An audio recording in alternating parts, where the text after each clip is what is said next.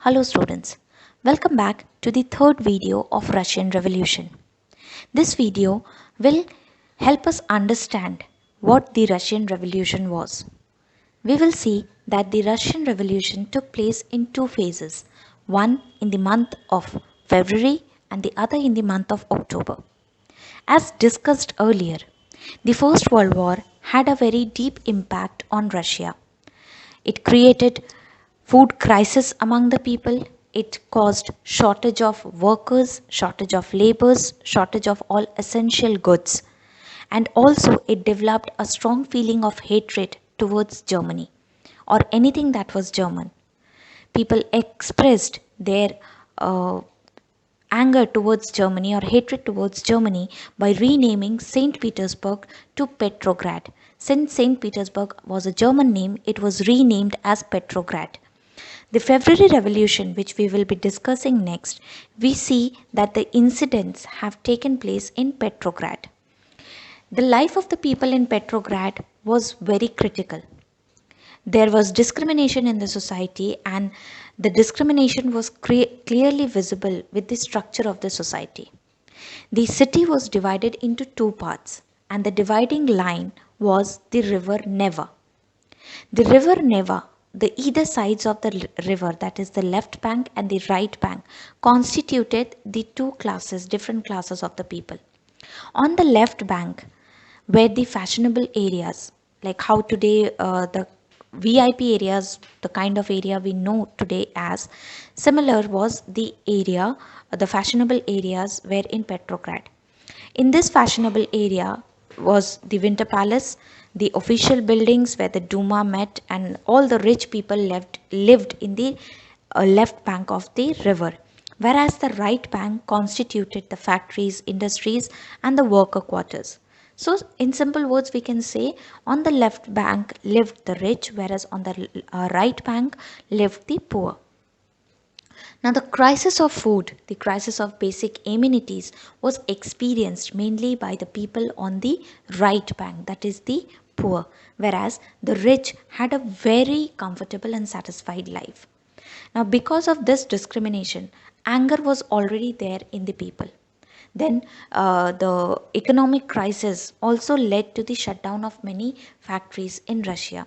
So on 22nd of February, a lockout took place at a factory on the right bank. On the very next day, that is on 23rd of February, many workers from around 50 other factories came up on the streets and called up a strike. Women workers led the strike, and thus this day, 23rd of February, is even known as the International Women's Day. When the protesting crowd surrounded the fashionable quarters, the king ordered for a curfew in the city. By the following days, that is 24th and 25th of February, the government called out the cavalry and police to keep an eye on the protesters. Whereas on 25th of February, the Duma was suspended by the Tsar. Suspension of Duma led to the politicians join the protest.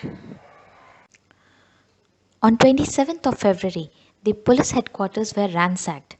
Seeing the situation going out of control, the cavalry denied or refused to fire on the demonstrators.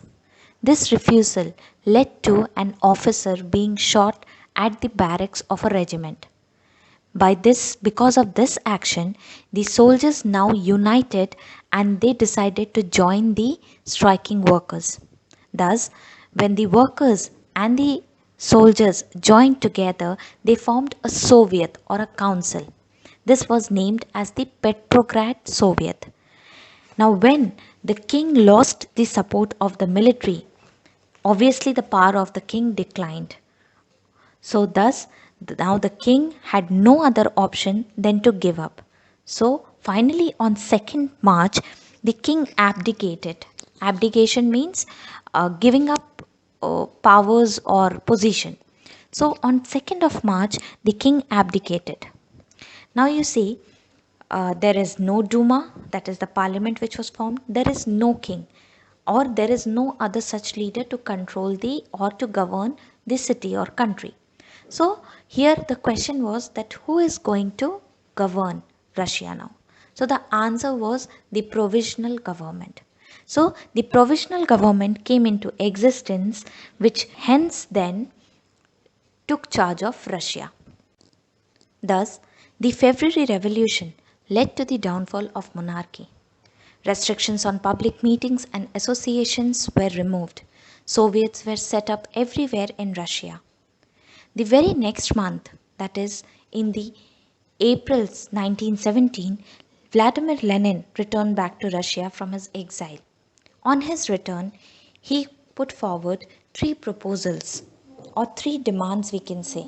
They were war to be brought to an end, lands to be transferred to the peasants, and banks to be nationalized.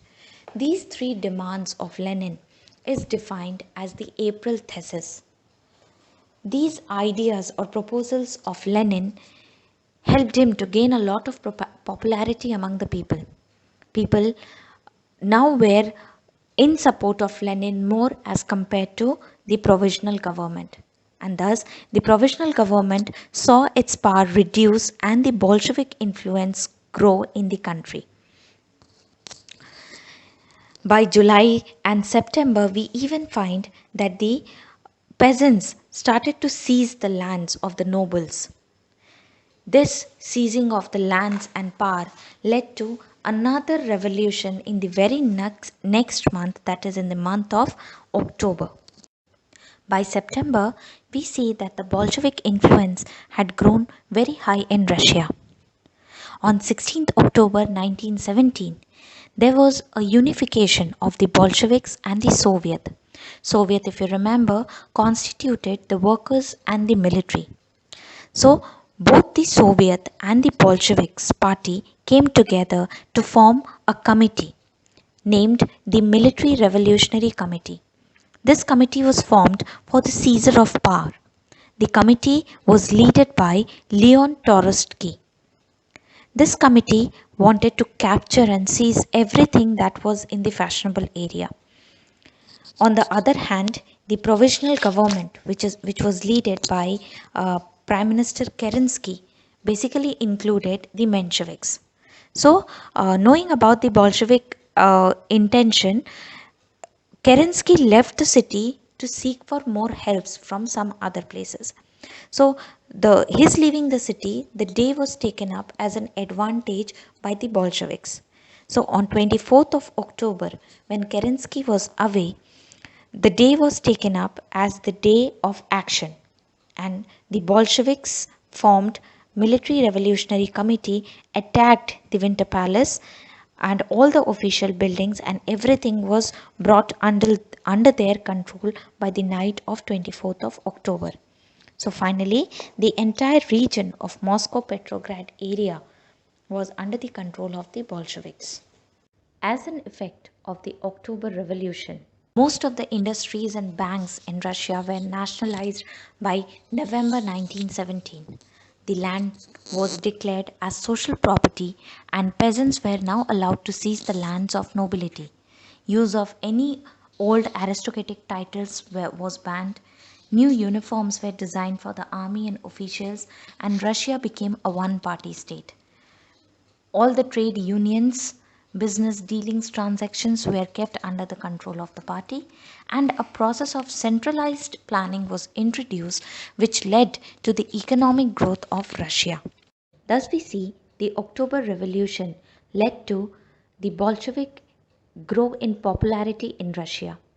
This popularity of the Bolsheviks was disliked by some group of people who later declared war against the Bolsheviks, which was known as the Civil War.